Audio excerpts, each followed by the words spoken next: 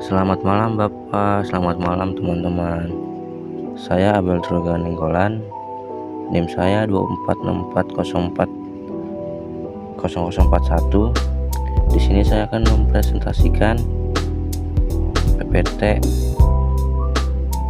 dari hasil artikel yang saya buat yang berjudul yaitu penyebab terjadinya keterlambatan pada mahasiswa perempuan kelas bahasa Indonesia I.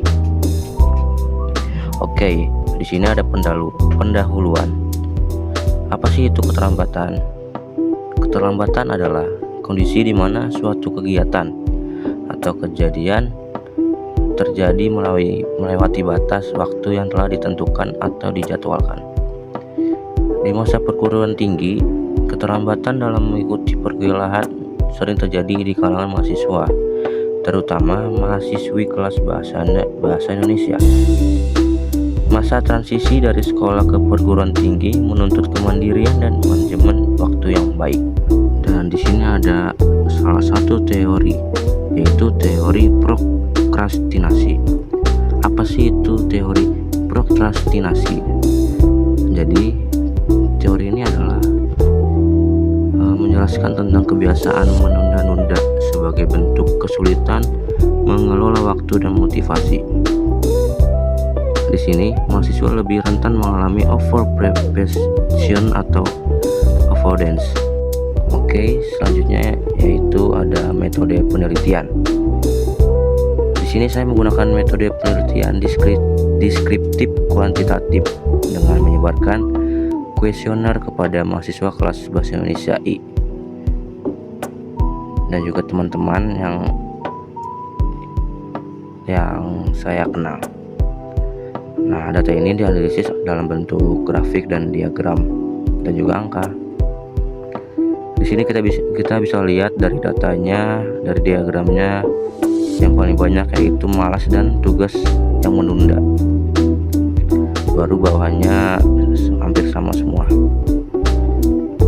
Nah, di sini ada hasilnya. Dari hasil penelitian ini digunakan subjek yaitu mahasiswa kelas bahasa Indonesia. Namun yang dominan mengisi yaitu mahasiswi fisioterapi angkatan 24. Total responnya itu ada sebesar 6 orang.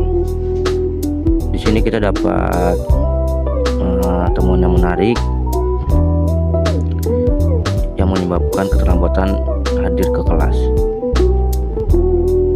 Di sini mayoritas responden menyebutkan bahwa keterlambatan mereka sebagian besar dipicu oleh faktor internal seperti kurangnya manajemen waktu, kebiasaan bangun kesiangan, dan rasa malas dalam mempersiapkan diri di pagi hari. Sebanyak 80% dari hasil penelitian, mahasiswa mengakui belum memiliki pengaturan waktu yang baik, yang menyebabkan mereka kerap terburu-buru bahkan telat tiba di kampus. Hal ini menunjukkan bahwa keterlambatan bukan semata-mata karena hal yang berada di luar kendali mereka, melainkan dari perilaku dan kebiasaan yang belum terkelola dengan baik.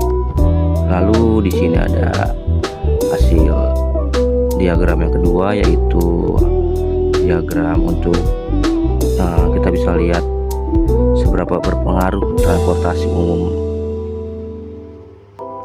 kepada mereka. Dan di sini kita lihat hasilnya itu sebagian besar memberikan skor rata-rata 2-3 dari skala 1-3, yang menunjukkan bahwa transportasi memang memengaruhi keterlambatan, tetapi tidak dianggap sebagai penyebab utama dari keterlambatan itu. Ini memperkuat pernyataan bahwa kendala personal lebih besar dalam kasus keterlambatan ini.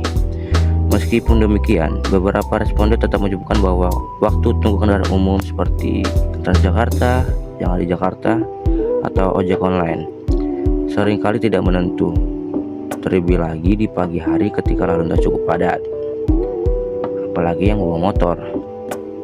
Hal ini menjadi tantangan tambahan terutama bagi mahasiswa atau mahasiswi yang tinggal cukup jauh dari kampus. Oke. Dari hasil diagram dan data yang saya buat, di sini bisa dilihat bahwa teori prokrastinasi ini masih sangat berhubungan dengan keberhasilan tadi. Di sini kita bisa lihat perilaku menunda yang dijelaskan oleh teori prokrastinasi terlihat nyata pada mahasiswa yang sulit bangun pagi dan tidak segera mempersiapkan diri. Faktor internal lebih memengaruhi dibanding eksternal. Seperti kayak kebiasaan buruk bisa diubah dengan pelatihan. Jarak rumah jauh bukan alasan utama keterlambatan. Dan perencanaan waktu yang baik agar kita dapat mengurangi dampak eksternal tersebut. Jadi, kesimpulan yang saya ambil dari materi ini, keterlambatan lebih banyak disebabkan oleh faktor internal seperti manajemen waktu yang buruk, kurangnya motivasi, dan kebiasaan yang menunda-nunda pekerjaan. Dan juga faktor eksternal seperti kemacetan hanya berpengaruh kecil, jadi tidak dominan ya. Contohnya seperti kayak mahasiswa perlu pelatihan manajemen waktu agar kembali tepat waktu dalam datang ke kampus dan tidak terjadi keterlambatan pada mereka. Dan mahasiswa harus lebih sadar pentingnya kedisiplinan. Dan yang ketiga yaitu solusi psikologis dan edukatif agar kayak psikologis mahasiswa dan mahasiswa ini tetap positif dan tidak stres pada akademik atau non akademik yang mereka dapat